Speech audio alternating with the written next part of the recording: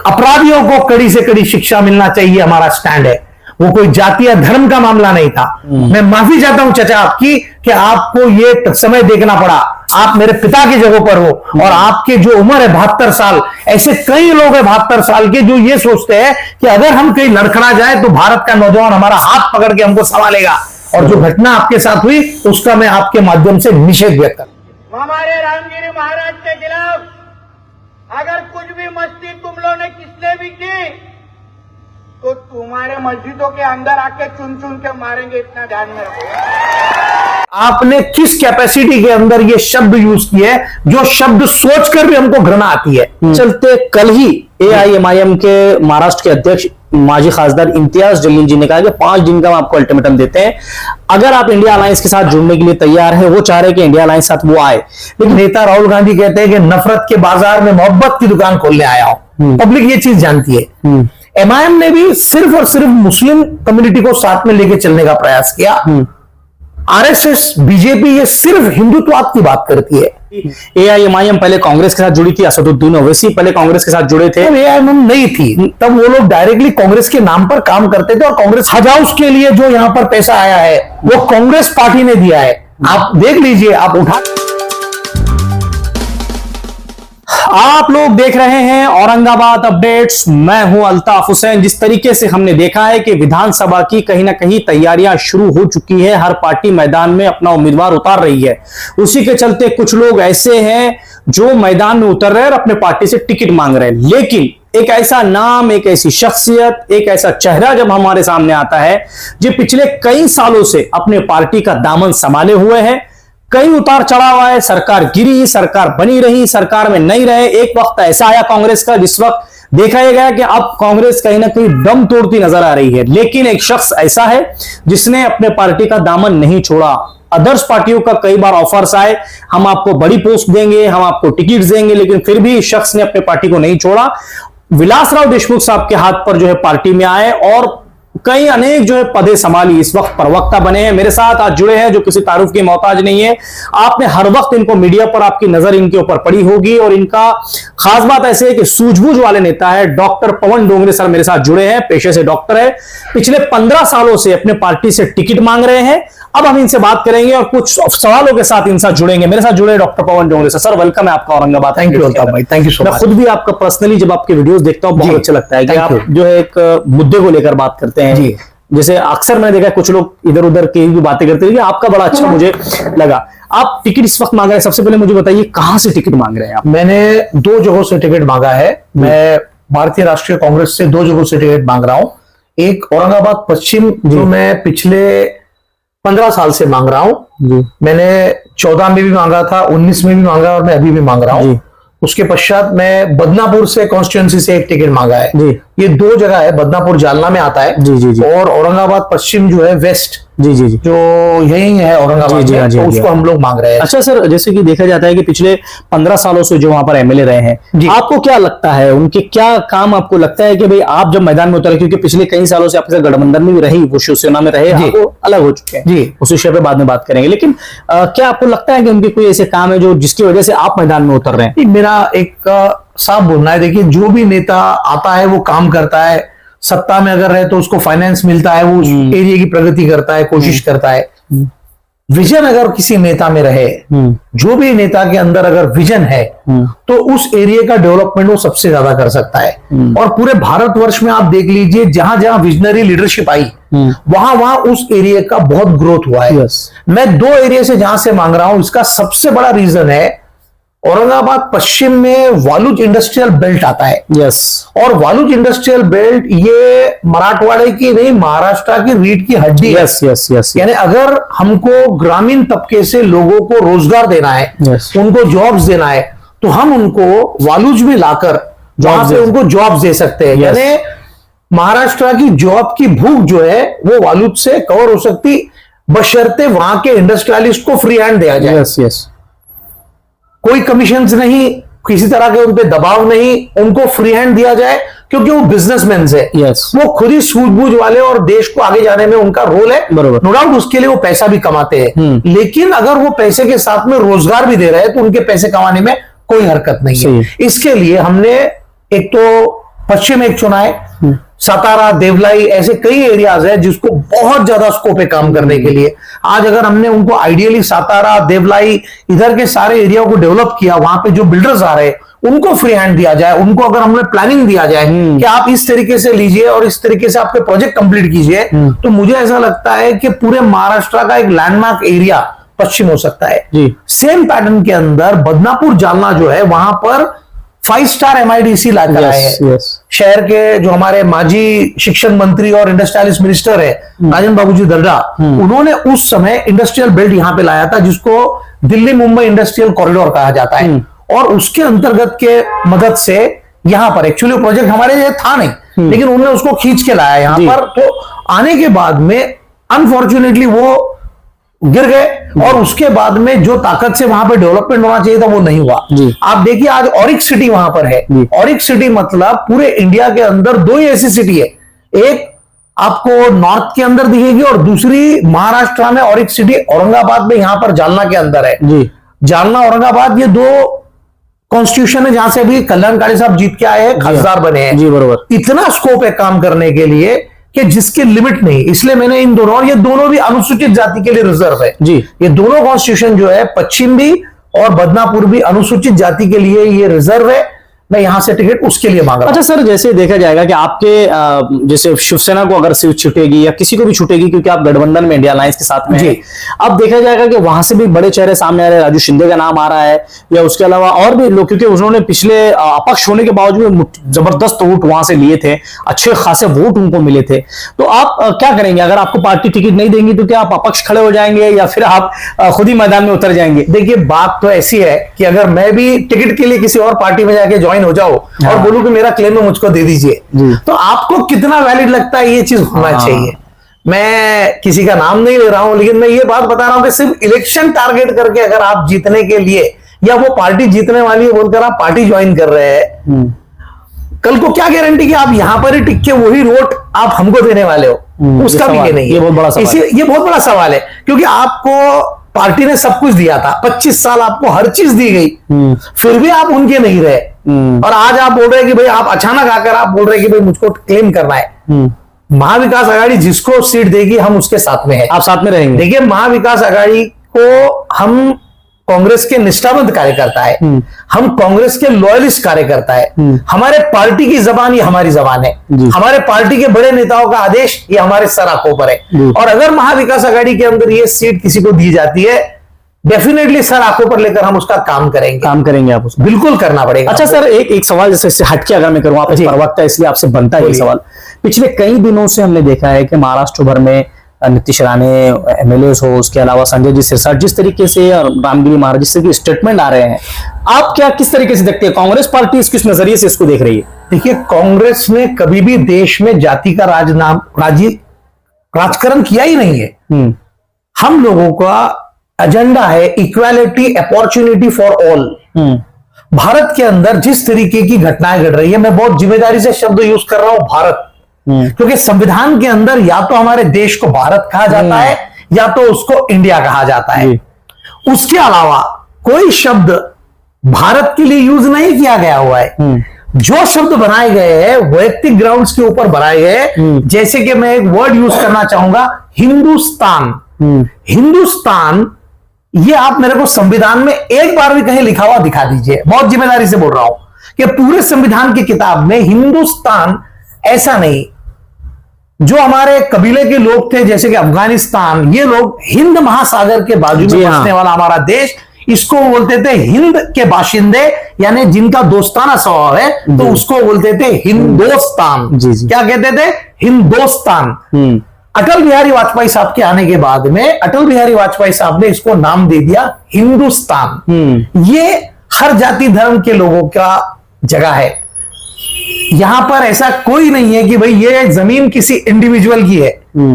ये जो लैंड है भारतीयों की है। जो व्यक्ति के पासपोर्ट पर, जो व्यक्ति के आधार कार्ड पर इंडियन लिखा हुआ है, ये मातृभूमि उसकी है। वो कोई भी समाज का हो, कोई भी जाति का हो, कोई भी धर्म का हो। मेरा एक छोटा सा सुझाव है, बड़े बड़े लोग हैं, चाहे महाराज हो या और कोई बात कर रहा होगा, मैं आपके बारे में कुछ बोलूंगा नहीं, क्योंकि मैं खुद एक हिंदू समाज से बिलोंग करता हूं।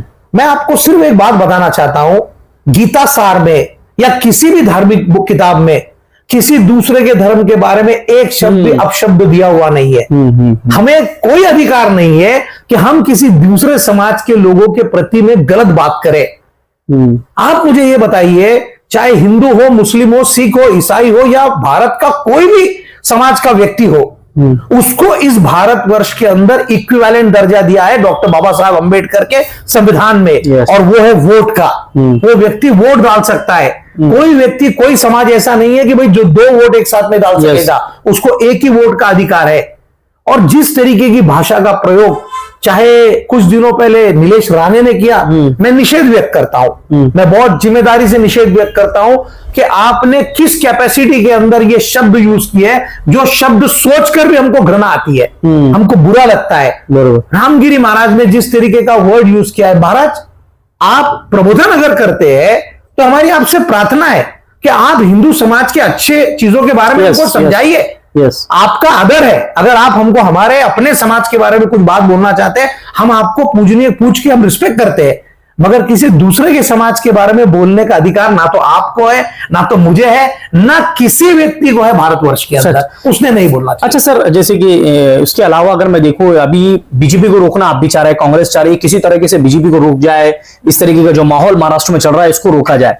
अब इसी के चलते कल ही AIMIM के महाराष्ट्र के अध्यक्ष माजी खासदार इम्तियाज जलील जी ने कहा कि 5 दिन का हम आपको अल्टीमेटम देते हैं, अगर आप इंडिया अलायंस के साथ जुड़ने के लिए तैयार है। वो चाह रहे हैं कि इंडिया अलायंस साथ वो आए, लेकिन कांग्रेस की तरफ से, राष्ट्रवादी की तरफ से, शिवसेना की तरफ से कोई ऐसा जवाब नहीं आ रहा है। तो क्यों आप लोग MIM को नहीं लेना चाह रहे साथ में? बाद में ये होगा कि अगर आपकी सीटें कम होगी तो आप ये कहेंगे कि भाई हमको नुकसान पहुंचा MIM की वजह से, तो क्यों नहीं ले रहे हैं आप MIM को साथ में? एक बहुत अच्छे शायर ने कविता कही है, वो कविता पढ़ता हूं ताकि देश को हर चीज क्लियर हो जाए कि नफरतों का असर देखो, इंसान तो ठीक थे, जानवरों का भी बंटवारा कर दिया, न जाने कब गाय को हिंदू कर दिया और बकरे को मुसलमान कर दिया। ये पेड़, वो पत्ते, वो शाख, वो दरख्ते भी हैरान है इस RSS के दौर में और इस सांप्रदायिक ताकतों के दम पर परिंदे भी अगर हिंदू और मुसलमान हो जाए। जिस तरह से आप कहते हैं कि हरा मुसलमान का है और लाल हिंदू का है, वो दिन दूर नहीं जब भारत में इन सांप्रदायिक ताकतों के वजह से सारी हरी सब्जियां मुसलमानों के हिस्से में आएगी और हम हिंदुओं के हिस्से में लाल गाजर और टमाटर ही रह जाएंगे। ये सोचकर तुम्हारी हमारी तरह ये बेचारा तरबूज बहुत परेशान है, जो ऊपर से तो हरा है और काटो तो अंदर लाल है। यानी मैं इशारे में आपको बताना चाहता हूं कि जो सांप्रदायिक ताकतें हैं, जो कहती है कि भाई हम सिर्फ मुस्लिम्स को लेके चलेंगे, हम सिर्फ हिंदू को लेके चलेंगे, हम सिर्फ यही समाज को लेके चलेंगे, ऐसे लोगों का सर्वाइवल भारतवर्ष में कभी नहीं होगा। ये वो देश है अल्ताफ भाई जहां पर हर जाति धर्म का आदमी आसपास रहता है। खूबसूरती ये है कि अल्ताफ भाई डॉक्टर पवन डोंगरे का इंटरव्यू ले रहे हैं। ये इस भारत की खूबसूरती है। और इस भारत की खूबसूरती को जो भी व्यक्ति, जो भी पार्टी डिस्टर्ब करने की कोशिश करेगी, उसका समर्थन मुझे नहीं लगता कोई करने वाला है। तो आप नहीं लेंगे MIM पार्टी को साथ? मैं उस बारे में बात ही नहीं कर रहा हूं, वो बात हाईकमांड डिसाइड करेगा। हमारे पार्टी के जो आला, नहीं आप क्योंकि प्रवक्ता है, इसीलिए आप जिम्मेदारी से आगे बात पहुंचाए कि भाई कांग्रेस अगर चाह रही है कि बीजेपी को रोकना, तो इनकी सीटें भले ही इनको कम सीटें दिया जाए, 10, 15, 20 जो भी उनकी मांग है उसको बात किया जाए, उनसे कम किया जाए। नफरत की राजनीति पर देश नहीं चलता है अल्ताफ भाई जी। आप कभी भी अगर हर व्यक्ति को लेके बैठेंगे, हर व्यक्ति अगर आपके साथ काम करेगा, उसको आप भारत कहोगे। ये सारे जहां से अच्छा हिंदुस्तान हमारा, इस हिंदुस्तान के अंदर हर जाति धर्म का आदमी अगर साथ में है तो वो पार्टी सबको चलने वाली पार्टी है। और मुझे अभिमान है कि मैं इस भारतवर्ष के उस पार्टी को बिलोंग करता हूं जो पार्टी कांग्रेस है, जिसमें हर जाति धर्म के लोगों के लिए इक्विवेलेंसी है। सब अगर आप जैसे कह रहे हैं कि हर समाज की बात जब आप कह रहे हैं, लेकिन एक सवाल सबके मन में है पूरे महाराष्ट्र भर के कि 48 सीटों में से क्यों कांग्रेस ने एक मुस्लिम समाज को टिकट नहीं दिया, क्या वजह बनी? अगर इतना मुसलमानों की बात होती, कांग्रेस अगर करती पहले से, अब अगर जैसे आप कह रहे कि भाई राजनीति अगर करना है तो हिंदू मुसलमान की नहीं चलेगी, सबको लेकर चलना पड़ेगा।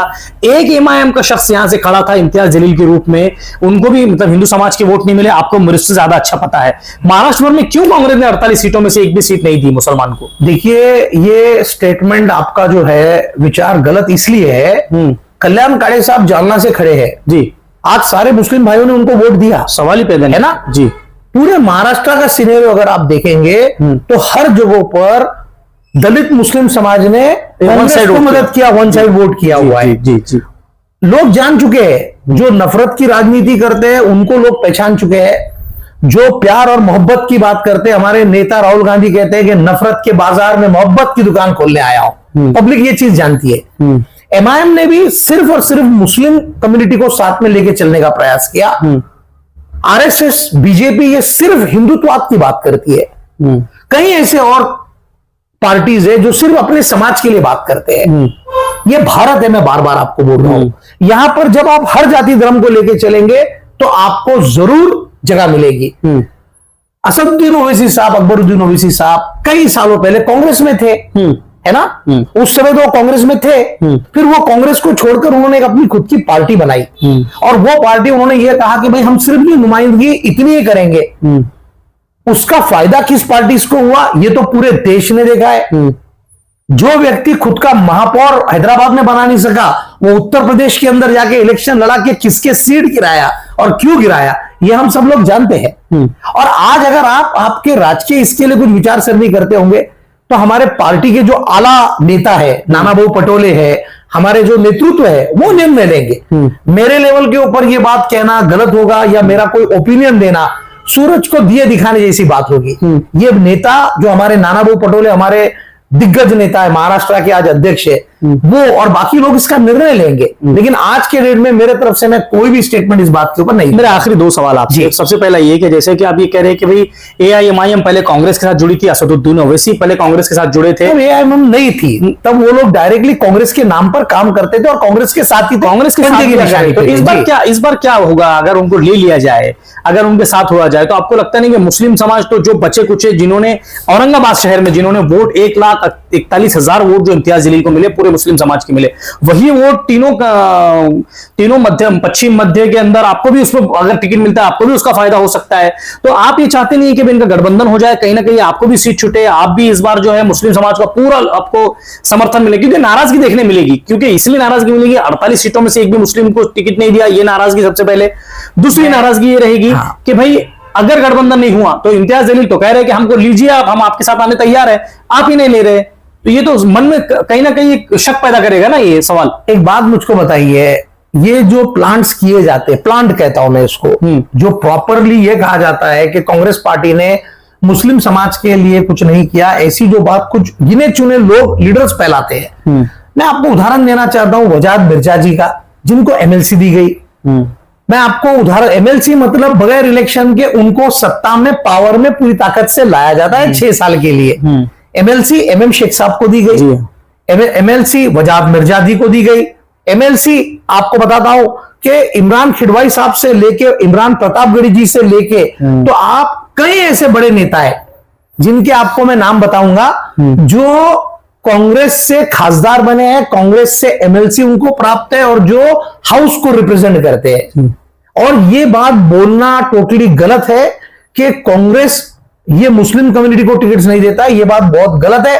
आरिफ नसीम खान साहब को 2 बार टिकट दिया गया, उनको गिराया किसने?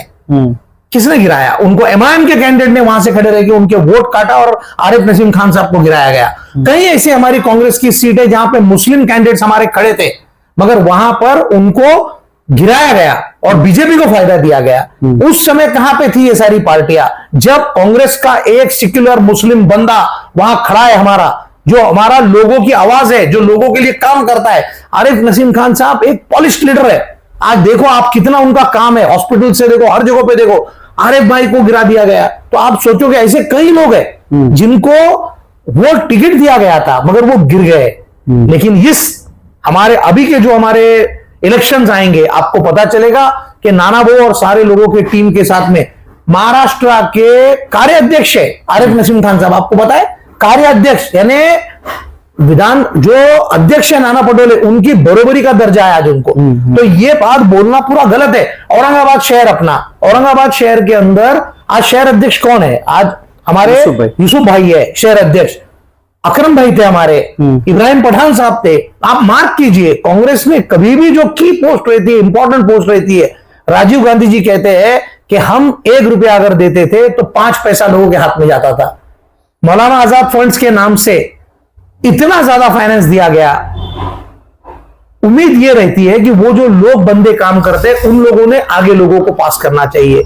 हज हाउस के लिए जो यहां पर पैसा आया है वो कांग्रेस पार्टी ने दिया है। आप देख लीजिए, आप उठा के देख लीजिए कि कांग्रेस पार्टी ने उस हज हाउस के लिए जो अपने लिए बनाए, हमें अभिमान है कि हमारे पास औरंगाबाद शहर में हज हाउस है और एक खूबसूरत हज हाउस है। वो हज हाउस का फाइनेंस कांग्रेस पार्टी की तरफ से आया। कई ऐसे लीडर्स है जो आज मजबूरियों की वजह से किसी दूसरे पार्टी में चले गए, लेकिन उन्होंने कांग्रेस की नुमाइंदगी की। उसमें से एक अब्दुल सत्तार साहब भी है जो कांग्रेस के लिए हमारे जिला अध्यक्ष थे और एक प्रबल और मजबूत नेता। तो ये भी हमारे कांग्रेस के थे, इसका हमको अभिमान है। ऐसी कई उदाहरण मैं आपको दे सकता हूं, हजारों उदाहरण दे सकता हूं। अब मेरा आखिरी सवाल ये है सर, आपने सबसे पहले औरंगाबाद का नाम जब बदली हुआ, सबसे पहले विरोध करने वाला शख्स पवन डोंगरे जी, मैंने आपके पेज पे देखा था, सबसे पहले आपने वीडियो, और आज भी आसिफ भाई के वीडियो पे सबसे पहला महाराष्ट्र का वीडियो मेरा है। आसिफ भाई के साथ ऊपर जो ट्रेन के अंदर जो हादसा हुआ, बहुत ही बुरा हादसा हुआ, जो भारत के किसी भी नागरिक के साथ नहीं होना चाहिए। वो पिता के पोजीशन के ऊपर है। आसिफ भाई की उम्र आज 72 साल है। कल हमारे नेता इमरान प्रतापगढ़ी उनके घर पे जाके उनको मिले। वो जो घटना घड़ी, देखिए जो बंदों ने वो घटना करी, मैं उस पर सिर्फ 2 मिनट आपका लेना चाहता हूं कि एक अमानुष घटना है। भारत में किसी भी बुजुर्ग के साथ, किसी भी समाज के व्यक्ति के साथ में उसको स्वतंत्र है देश में फिरने का, घूमने का।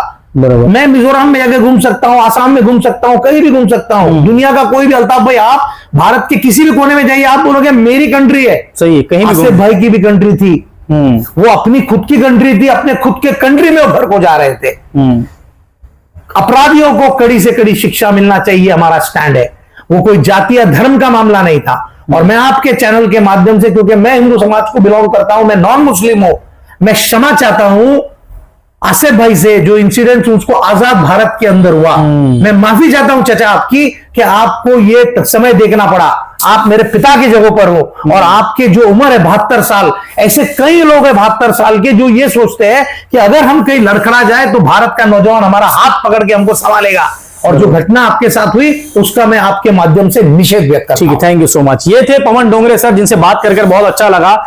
हर सवालों के जवाबों में इन्होंने शायरी अंदाज में इसका जवाब दिया। जैसे कि सबसे बड़ा सवाल इनसे जब किया गया कि क्या आप AIMIM को साथ में लेंगे, आप वीडियो में पूरा देखिए, इन्होंने बड़े शायरी अंदाज में उसका जवाब दिया। और औरंगाबाद संभाजीनगर का जब मामला चला, सबसे पहले विरोध करने वाला शख्स अगर कोई रहा तो डॉक्टर पवन डोंगरे सर रहे। उसके अलावा इन्होंने पिछले 15 सालों से पार्टी के लिए टिकट मांग रहे हैं। उसके अलावा जैसे इन्होंने कहा कि जो लोग नए पार्टी में आए हैं और वो क्लेम कर रहे हैं कि भाई हमको टिकट मिले, हम जीते, ऐसे लोगों से इन्होंने जो है तो विरोध जताया। उसके अलावा इनसे बात करके पता चला है कि अब कांग्रेस पार्टी अपना उम्मीदवार मजबूत मैदान में उतारेगी। कांग्रेस की भूमिका क्या रहेगी, कांग्रेस किस उम्मीदवार को टिकट देगी, क्या डॉक्टर पवन डोंगरे सर की तरफ पार्टी रुझान करेगी। 2 जगह से इन्होंने टिकट मांगा है। जिस तरीके से इनका प्लान है बेरोजगारी को लेकर, सबसे अच्छी बात तो यह है कि रोजगार के लिए लोग तरस रहे हैं और बड़ा मुद्दा लेकर मैदान में उतरे डॉक्टर पवन डोंगरे सर। अब देखना यह कांग्रेस कितना इनका साथ देगी। कैमरामैन जियाउल हक के साथ मैं अल्ताफ हुसैन, आप लोग देख रहे हैं औरंगाबाद अपडेट्स।